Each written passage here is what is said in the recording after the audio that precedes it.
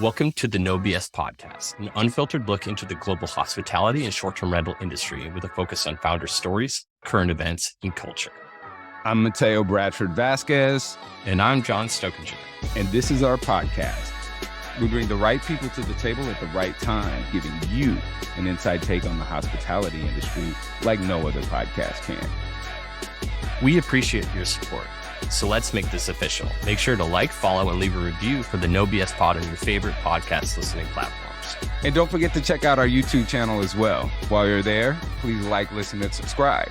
And oh yeah, make sure to hit the notification button to stay up to date on all of the exciting things that No BS Productions has coming up.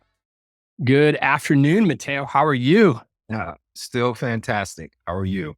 I'm great. Recording our second episode today, but this is a very special episode, so I'm excited to jump in here.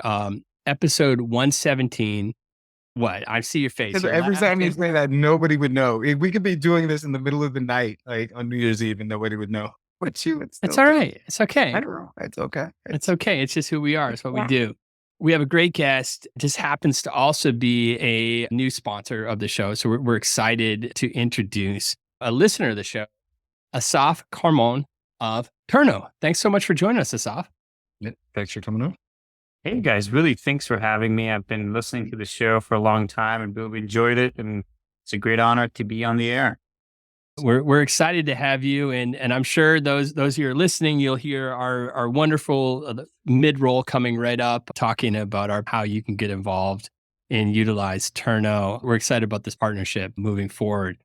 You're a fan of the show. We like to talk about your journey, and we like to talk about where you came from. It's interesting to see when people transition to hospitality. Can you walk us through that? My background is in software engineering, which sounds outside of hospitality, but what it is about really is about solving problems with software. So I'd like to think that everything that I've done before led me to this moment. In a way, I've been working as a software engineer, solving business problems. And the most recent venture that I was working on before Turno, I was a part of this company called GoShare, which was a marketplace that connected truck drivers with people who needed kind of small moves. That was really a great service. I was working on the technology aspect of it.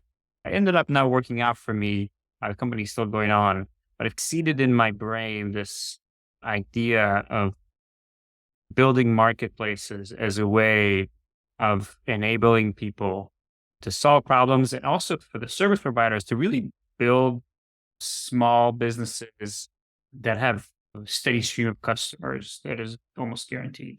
So I was hosting on Airbnb, kind of small-time host. I was really struggling with the logistics of getting the places clean, finding cleaners and staying on top of it. There was this promise of almost passive income that is like so good, but it was nothing but passive, right? It was very labor intensive, and being a problem solver with software, I can build an app that would solve it. Little did I know how much effort was going to go into it, but it seems very simple from the beginning. And that's how they all start. Oh, this is so simple. I'm on the sales side of things, and anytime I talk to, obviously we're in software as well, and anytime I talk to my devs, I'm like, oh, that's super easy. Just copy paste. That's my joke with them. Just copy and paste. It should be no problem. Yeah. So that was basically it. I needed to solve my own problem, to scratch my own itch. Having the knowledge and the tools of exactly how to solve it, having solved it before in different verticals, I went to work. I was the kind of engineer for a good while. I was customer service, I was sales, I was dev. I would be on the phone with a customer. Like, hey, you have a problem with this bug? Hold on a second. Let me commit a change. Do you see it? Okay, great. The dev cycle was like 2 minutes, but obviously that's not sustainable. And as products mature, they get more complex, and you really want to make sure that everything fits holistically and that there's institutional knowledge. And currently we have over 50 engineers working on the platform. It's a lot. Yeah. A lot of moving This is pieces behind it's a dispatch issue at a lot too. There was a joint, there was a synergy in what you used to do with the dispatching of trucks, and it's a logistics play, right? Like at the end Yes, of the day, what you're solving is the logistics problem, right? Like exactly. in terms of what you're doing, and bring that technology, because I've seen it in different aspects, but when I learned what you did with your previous company, I was like, Well, it oh, wasn't my company. I was one of the early employees there. It wasn't my company, but I've learned a lot on how you build a marketplace, and also how you don't build them. You learn the good things and the bad things, and you apply the lessons that you learned. But yeah, obviously it's a logistic problem, and it is people's problem. That is, a lot of software that you use is screens that you interact with. It is a one-way exchange, but when it comes to a marketplace, there's multiple people involved, and there's things that are happening in the physical world right. that you are driving with the software, and it makes things more interesting and more complex. Let's dive into that a little bit. Your business model is from us on the vendor side of the short-term rental hospitality industry. We see a few brands that are operational management, right? They're going to go ahead and help with your back end and your cleans, and and everyone's coming at it from a little different angles. And you're definitely coming at a different angle. I think the main focus, and please correct me if I'm wrong, but the main focus at the beginning was we're going to connect you with cleaners that know what the hell they're doing, that specifically their focus is on cleaning Airbnbs. And that essentially, and we're going to make sure that we're backfilling or making sure that these cleaners are available for you when on turns. Is that correct? Is that how it started? Yes, the way we went about it was, let's build a really great scheduling, maintenance, property care system that is standalone.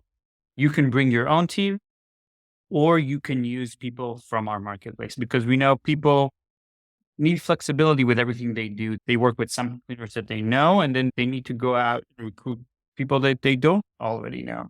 Right. Mhm. So we want to be able to support both use cases, and then also scale with you as you grow. Because as a host, you get started, you usually don't stop there, right? You want to grow your business. And once you got into the rhythm of it, of okay, I add property, I stage it, I make it beautiful, I got my operations clicking, then it's passive, right? Let's move on to the next one. Let's grow Right. this empire, right? So It's so when one or we two see, ways they take it. You're either like, hell no, or you're like, all right, let's go. Right. so we like to support the use case where you are building kind of an operations manual on autopilot, and you move on to grow your business. That's our mode, right? Now, We want to sorry, go ahead. how do you feel that you compare? There's a lot of money in this space, and there's a lot of money that's being thrown at these. And I'm saying competitors, and you all have different things that you Yeah. specialize in. But at the same time, at the core, the goal is your cleaning and maintenance, operational, workflows, and bringing connectivity to that, and connecting in with other property management softwares for those that are larger than just say a host with a few homes. The main difference is you have a marketplace, and that's the big difference. How do you feel that your Turno compares to the competition? Again, air quotes for Yeah. those that are watching us on YouTube. How do you feel you compare to what they have to offer? Right. So I think a lot of them, they do a great job building automation tools for property care, but I think that's just one facet of the problem.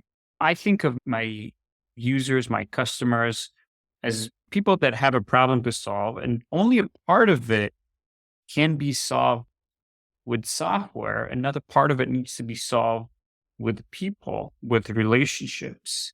So we try to think of it in a more holistic way of, we want you to just be hands off as much as possible. Kind of management by exception, right? I have a menu, I have a repeatable process, let it run, and I'll come in when there's an exception. But otherwise, you hands off. And that applies to the software process, but it also applies to the labor of getting the people where they need to be, also getting them paid. Everything just happens automatically. Like a guest books a visit, it goes into our system through either our PMS integration or integration with Airbnb.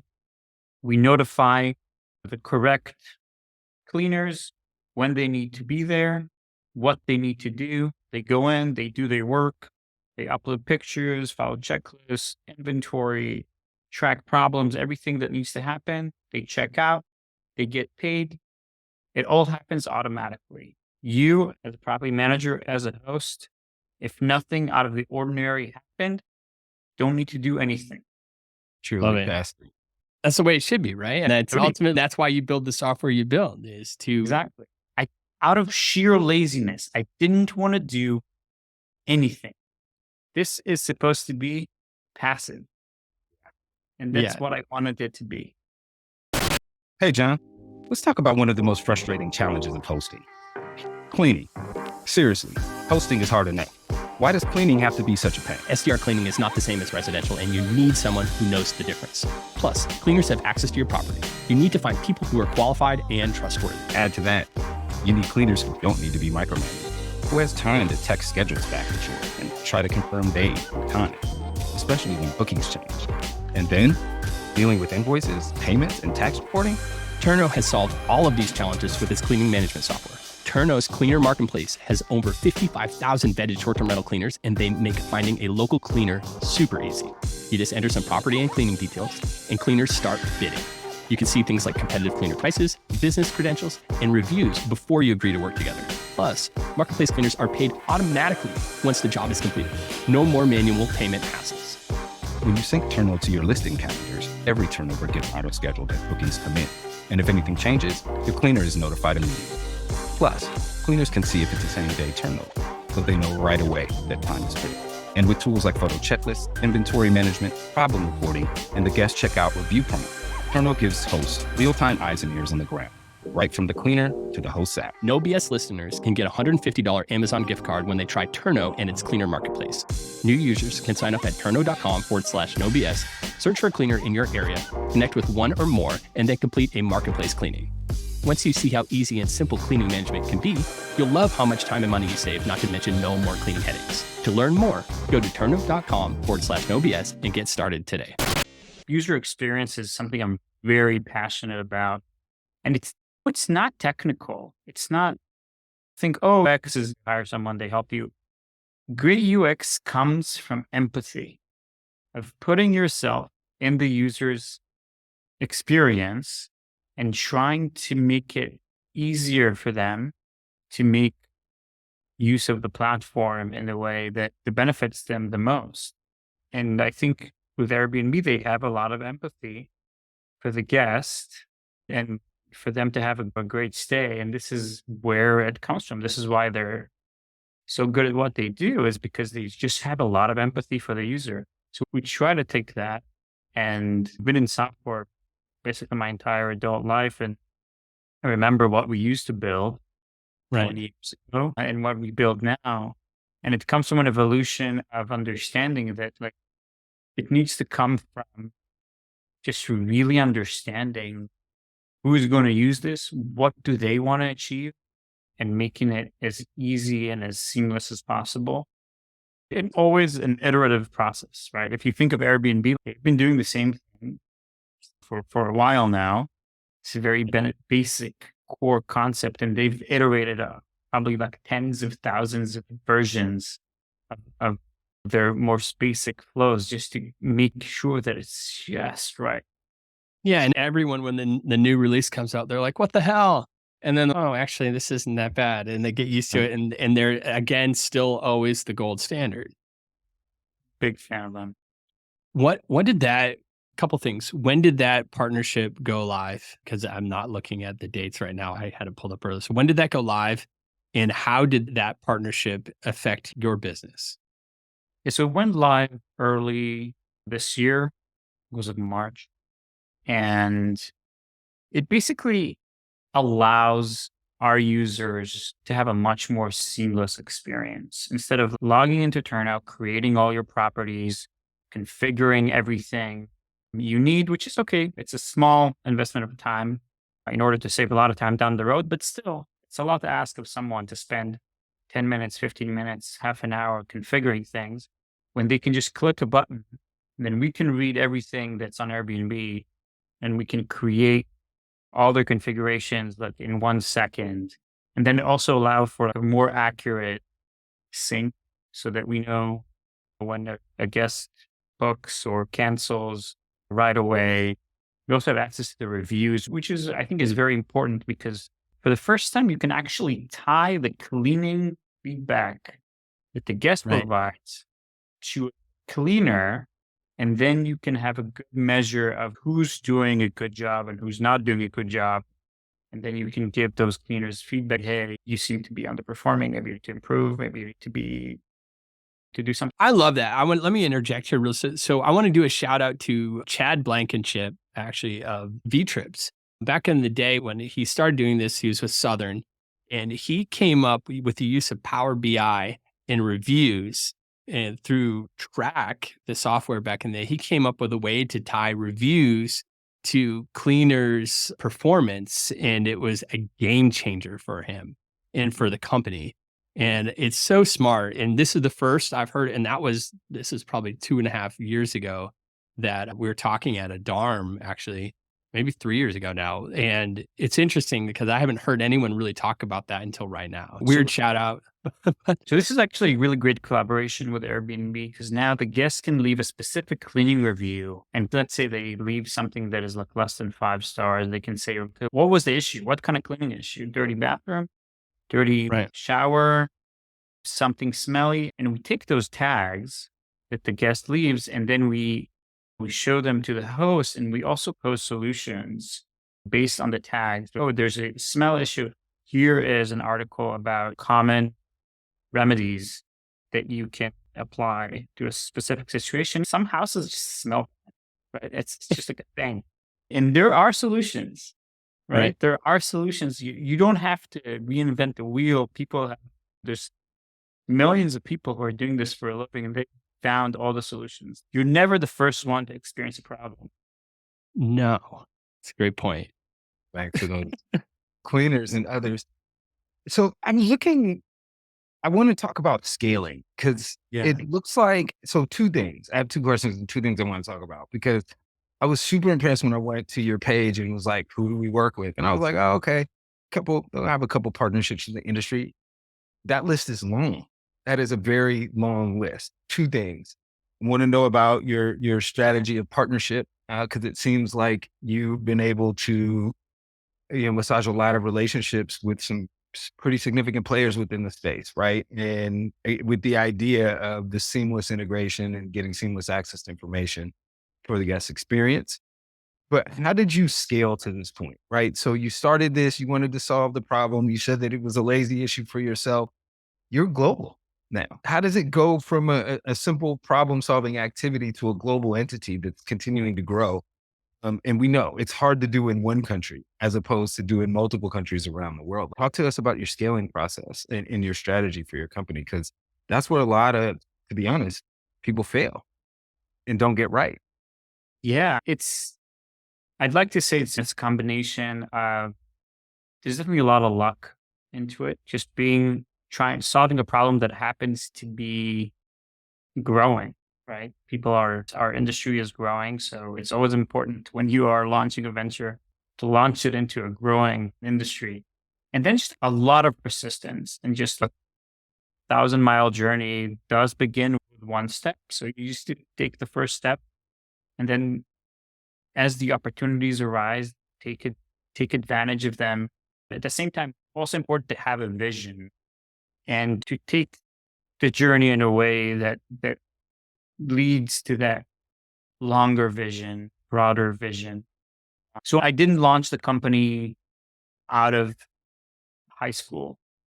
Like, I've been working in the software industry for a long time, and I've seen businesses start, and I've been taking mental notes from the very beginning. I've had this kind of entrepreneurial seed that has been dormant for a little while, but I've always been taking notes and seeing what people do right and what people do wrong. But when it comes to scaling, it's important to have a vision, but it's also important to take it one day at a time and not to overbuild, for example, and overcommit. And we couldn't have realized that vision from the very first day. So we've started with kind of the most important features first, iterated on them and iterated, and we got user traction. And then we hired more people, and then we built more things. But we've always been disciplined about staying in our lane and focusing on one thing. There's a lot of people, oh, you should build this, you should build that. You should, before you were like an accounting software slash BMS slash payment processor can be one of those things that solve a million different problems, but none in an exceptional way. So we try to be exceptional at solving that one key problem, which is making your vacation rental investment passive by automating your operations, matching you up with the labor that you need, and just making it as seamless and almost invisible. It makes so much sense. Why over engineer things? When you're getting requests from property managers or hosts or whatever, oh, you should do this. It's the hardest thing because then two things. You don't want to overpromise and underdeliver. So just agreeing to everything is never the right course of action. And then you have to stay true to your North Star. You have to stay true to the reason you got here. You built Turno, or which used to be Turnover B&B, and that's where I want to have a question I want to ask about the brand change. But you built it for a specific reason. And when you start listening to everyone else, I find that the fabric of the company ends up changing, and the fabric of the initial direction you want to go changes just to meet when we're asking ourselves questions about direct internally from a leadership standpoint and saying, where do we want to take this? It's always with the like confines of, is it still direct? Just because so-and-so wants this and they have it in this software, if we bring it into us, is it going to change who we are? Does it make sense? And if we do bring it into direct, can we change it in a way that makes it very much stay direct? And so these are questions we're constantly having, which are hard. It's hard to say no to someone when you want to keep scaling and growing, because everyone is here for the right, you'd hope everyone's wanting to do the things for the right reasons. But then is, you know what? No, we're not going to do that. If you really love that, stick with what you have. Or what we do is we partner with great companies like yourselves and say, hey, that's not we're very focused and good at what we're good with. And we have amazing partnerships with these companies, you being one of them, that excel at this. We can give you basic functionality, but we could partner with Turno and others to give you the tools that would really take it to the next level for you. And I think that's an important lesson that not every startup, AKA software or whatever, takes into consideration.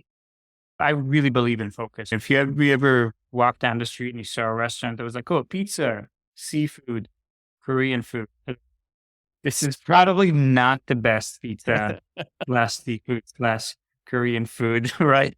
Like, you can't really down that you are excelling it at the same time.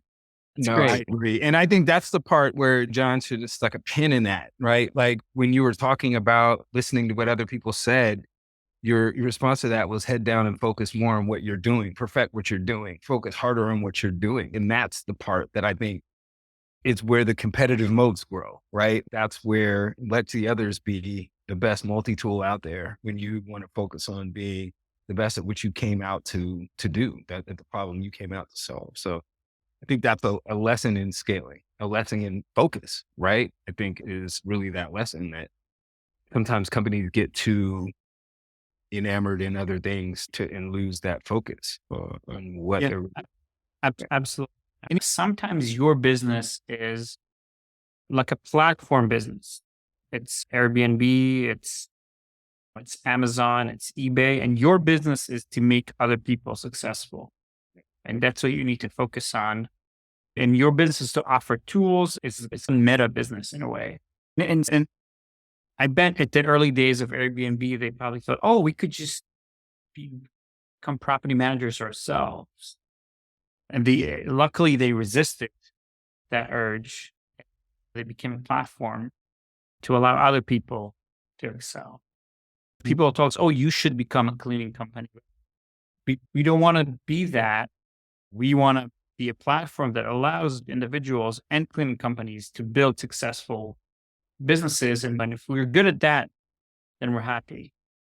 Stick with your guns and push that way, push along that way. Hey, talk to us about the formerly Turnover B&B. You were Turnover B&B forever. That's how you came out. Why the brand switch? I love the brand switch. I love the new identity. But talk to us about that decision from a marketing standpoint.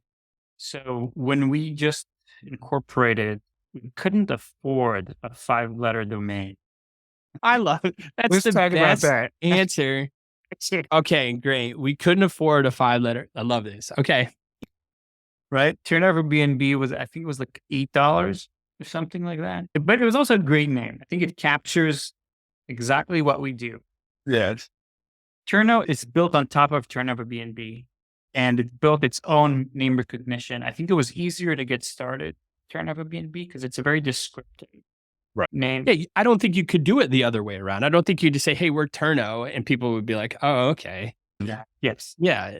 So this is where, as we were growing, we were having a lot of people struggle with the longer name without being able to spell it, confuse it with other things. And we felt Turno was like it kind of captures more succinctly what we're doing. We could also get that Turno.com domain. I've always had this fascination with domains and was really excited to have my own 5-letter .com domain. A little bit of that play there. We're on the previous episode, we're talking about I have a slight domain problem. I see domains that I just need to get them. And this is a new problem for me, but I have a friend, he has hundreds. And when they sit there, he has an idea, he gobbles it up. And then if it sits there long enough, unloads it. But the 5-letter, I'm looking at one that has, for a project we're looking to do, that has 7, and I'm pretty impressed with it. It's available at $18, 18, not 8. Yeah, Turno.com was a little more than $18, but we love it. I think I felt like it was going to take me a long time to get over the Turnover B&B name and kind of get used to the Turno, but it's been a smooth transition. We love the new name, and name is destiny in a way. Talk to us about, you're only as good as your team, right? And like you're talking about, you have 50 engineers and you got a bunch of other like amazing team members around you. Talk to us about the team that you've built, because I love a lot of your team members. Like you've built a solid team of people that are approachable, that are people that are relationship people. Talk to us a little bit about that. So it's, thinking back, it's been 6 or 7 years, and we haven't hired everyone kind of one fell swoop, right? So we started out with relatively junior engineers because that's what we could afford, but they were really lucky picks because they've grown to be rock star engineers, and we were able to hire a lot of people through friend network. Okay, we're hiring for this position. Do you know anyone? So we have a lot of people who know each other from before their time. We have like family members, we have married couples, and that's the kind of approachable, friendly friend connection that has been driving a lot of the hiring. We've had a lot of good luck in terms of retention, really compared to other companies that I worked for, amazing retention. So a lot of people stick around for a long time. Every now and then you have people who leave, but that's natural, especially when you have like over 100 employees. Some people are going to leave. That's the nature of the beast. But we try to be, our approach to management is set clear goals and be reasonable. And people usually like that, right? And they put themselves to the tasks. And we try to keep a culture that is friendly and understanding, and we're approachable. And the company is semi-remote, so we have office in Hawaii, an office in Miami. And then we have a lot of other people that are remote. Miami, if you're like, you're based in Hawaii and the parent company started in Hawaii, correct? Yeah. And what was it? Was Miami because it's a thriving Airbnb market and it made sense to go ahead, or was it just serendipitous? Did it just happen to be like, oh, this makes sense here? We had an early employee that was based in Miami and he hired people around him in Miami. Right. And then he left, but those people remain. So a little bit of the legacy. Miami is also a really great market. There's a lot of great talent in Miami. There's a lot of energy in that city. And when I visit, I always, oh, wow, I could live here. This is a great place. I enjoy visiting Miami. It's Definitely worse places to go for sure. yeah. And Yeah. I think of Florida as a whole, and Miami just has got there's some other great places, but Miami just has that southeastern vibe of the state, just has a little bit different pull and allure to Yeah. it. And then most of our employees in Miami, they're either customer focused and account management and sales, and they just need to be in the time zone most of our customers are at. I'm in Honolulu, but I don't directly deal with customers, so it's not impeding. Right. So what's next for you? You've got an amazing partnership with Airbnb. You've built out the software in a way that, that meets your North Star as a company that is focused on solving a problem that started with you with, screw it, I don't want to do this anymore. This isn't part of just actually passive income. And you found yourself meeting a lot of people's needs. But you also talked about once you start, there's other things you want to do. Just as far as a host goes, I'm sure this is the same kind of scenario for you and running this company. What's next for Turno? Yeah, so a lot of problems. The last couple of percentage of refinement is the most difficult to attain. If you think for Airbnb, for example, like they've been able to connect guests with hosts for a while, but every year they just make it incrementally easier to do. And we're in a similar position. We need to perfect our offering to smooth out rough edges where there are. And that level kind of a refinement actually takes the most amount of effort to achieve. Think about Airbnb, the early days, they had a handful of engineers. They were able to connect to get bookings, but now they have, I don't know, 1,000 engineers? No idea. Yeah. I'd love to know. Right. Brian And- Chesky, if you're listening, we'd love to have you on the podcast. And they're focusing on getting that little bit of refinement that makes things flow a little smoother, solidifying their position. And we're doing the same thing. We want to, you never get there, but you strive for perfection, improving user experience. Like we've talked earlier, is about empathy. The longer you spend time exploring a problem, the more you understand it, the more empathy you have for the user, and the more you can apply that empathy to create a better user interface, a better business process. And obviously we have growth objectives for the company, which you can manifest a lot of it through better user experience, which kind of leads to better retention, better conversion, and things like that. Yeah, I think a lot of that comes to relationships and partnerships, right? Yeah. Like you're only as strong as your partnerships, and you obviously have a very strong partnership with Airbnb, and you've seen that grow. And you're focusing on refining, which is great. And every time like we refine, then it ends up opening up another can of worms. Like, oh shit, we didn't see that. I guess there's more refining that needs to be done. Or it opens up like a new idea, right? Like you started refining something and you're like, what if we did this? And again, as long as you're staying focused on the goal you're trying to accomplish here, then there's nothing wrong with that.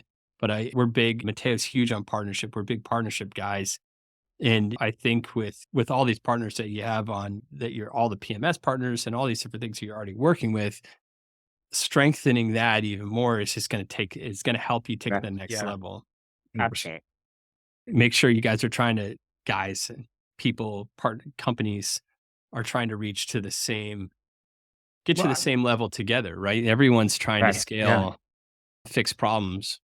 I love the focus on building out the best product, like in continuing to refine it. And you said something about the final stages or the end stages being of interest in a place to double down to continuously refine the experience, right? So it's never really done, right? Like it's Never done. continuous in a continuous space. But we don't see that. How many other people, John, we've interviewed numerous people on this platform that have wanted to sell their products, sell their company, sell their platform, whatever it is. How many people have doubled down and been like, I want to make this the best product it can be? And that's their focus. And that not many. I'm going to spin off and now I'm going to go make something, I don't know, a new payment processing system and put it in here, but actually refining their product.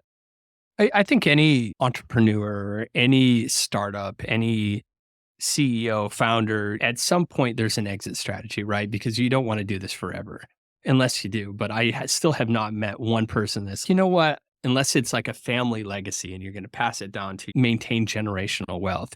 I love with the focus being on, I just want to refine to make this, continue to make a better solution and a better product.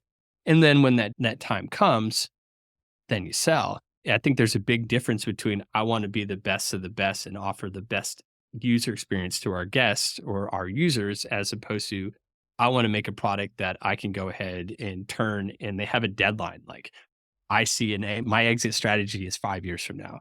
And I think with startups that have that focus end up with a different result as opposed to startups that have a focus on the UX and UI. I already live in Hawaii. Just keep rubbing it in. No, Yes.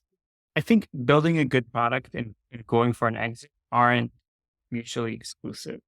And I think if you focus on building a great business, then exit opportunities will present themselves. I, for one, really enjoy the stage that we're in, where we have the resources to build the product that we want to build, and we have enough traction to test things, right? Like you can at the very early stages, you can really go veer off on a wrong direction because you don't have user feedback. You don't have users at all.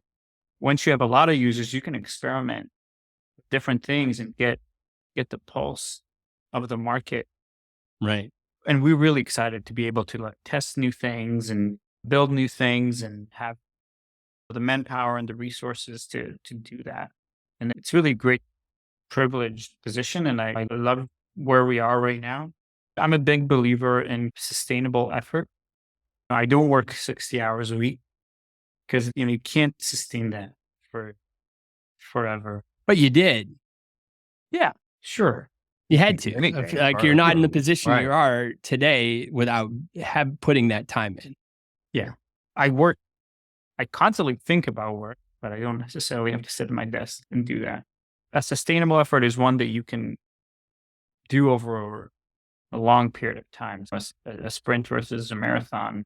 You can't sprint during a marathon because you can run out of stamina, right? Right. So we're in a good place where we can really just do the things that we love to do, which is build a great product, watch people use it. And if at some point there's an exit opportunity, you will be there because you built a great business.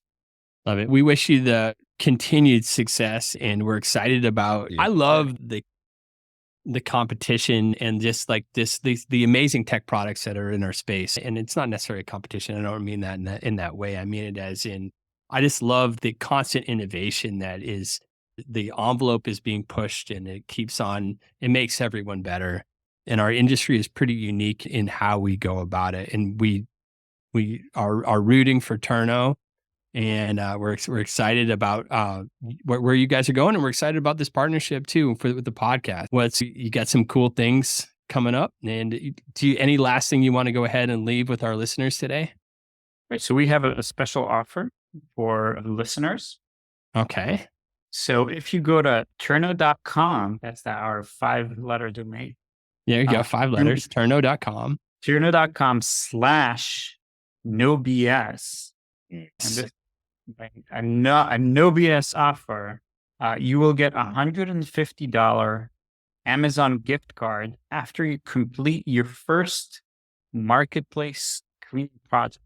Meaning if you go to Turno.com and you find a cleaner that works for your short-term rental, after you complete your first project with them, you would get a $150 Amazon gift card, which you can use to buy something for yourself or to decorate your rental.